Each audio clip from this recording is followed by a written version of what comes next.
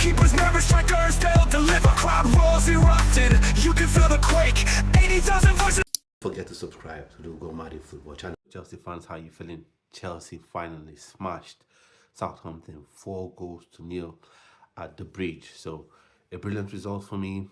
The performance was obviously better than the Aston Villa game, which is not saying much, but there were still aspects of the game that gave me cause for concern, especially Cole Palmer. He missed a lot of chances, but overall I think the team played well. Good to see Christopher Nkunku get a goal. I don't know if this will sort of rekindle his form, rekindle his drive, give him new impetus going into the coming fixture, starting from the Leicester game. But good that he got his goal. And then Cucurella scored a goal as well. A brilliant goal. Nice assist from Tyrique. Absolutely love to see that. And then as well, Caicedo played very well in the game, so kudos to him on that. Jorgensen, I don't know what I would say. This is an improvement or not, but he leaves with a clean sheet, but he didn't really have that much to do. Apart from the one save he pulled off when he saved the header from Paulo Noachu, he didn't really have that much to do all through the game. It was nice to see Martis Amalgo have a couple of minutes coming off the bench, as well as Shimi Mueka, coming off the bench for a brief cameo. And he had the header saved comfortably by Ramsdale in the Southampton goal. So, but overall, happy with the 3 points. You take it and you're happy with it. But there are still, like I said, there are still aspects in the game where still left a lot to be desired.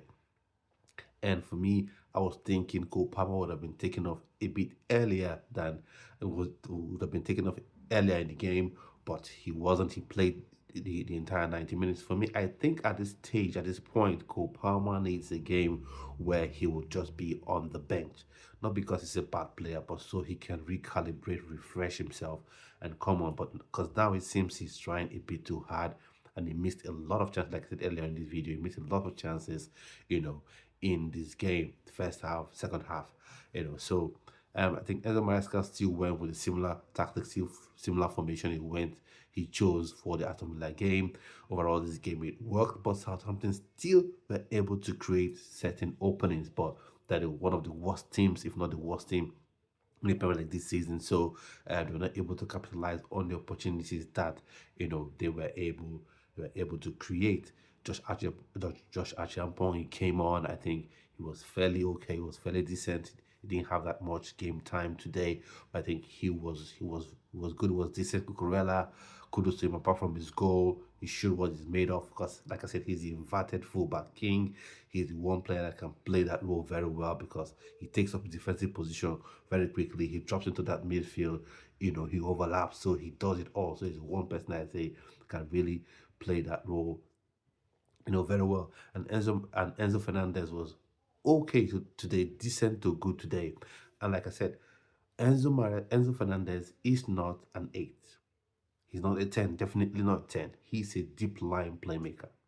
One thing that happens in football, or has been happening in modern football, is you take one aspect of a player and try to define the player by that, as opposed to you looking at his entire attributes, entire characteristics, like what Frank Lampard did with Kante. N'Golo Kante, we know, is a DM that mops up, a sitting DM that mops up. He's a 6, but because he's mobile, or he was mobile, Frank Lampard decided to play him as a box-to-box midfielder, and that's what triggered his poor injury record after Frank Lampard left. So for me, Enzo Fernandez, he showed today that he's actually a deep line playmaker. When you talk about deep line playmakers, people think it's just somebody who just stands in front of the back four and doesn't move. You stand, but you're mobile. But you stand, you're mobile, you move about, you see the whole game, the ball, the pace of the team's attack, the pace of the team's play rather flows through you, and that's what Enzo Fernandez is, and that's how he should be used going forward. Not this 8 thing, not this box-to-box thing. Of course, he can always push forward if there's this absolute dominance from Chelsea. So for me, I think Enzo Fernandez was decent today. Who else I want to talk about? Jorgensen, I've spoken about him. He didn't have that much to do, so there's not much to judge him on today. Tyrique, I think he did well with the minutes he had coming off the bench. So hope he gets to get more minutes, especially with Noni Madueke being out till the end of the international break. So gets more game time. Neto, good to get his goal. That was good to see.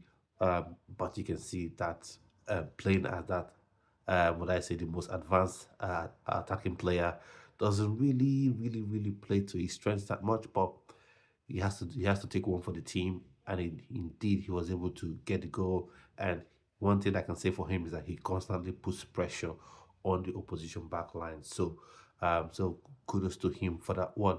So overall, happy with the 3 points, happy with the 4 goals scored.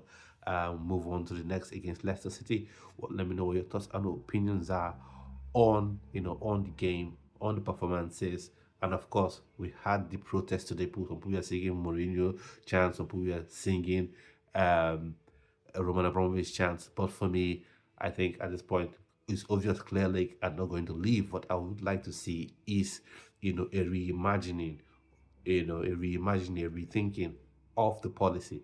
If you want to sign young players, that's good, but you should decide to sign the best in class, because there are some 21-year-olds, 22-year-olds that have tons of experience under their belts.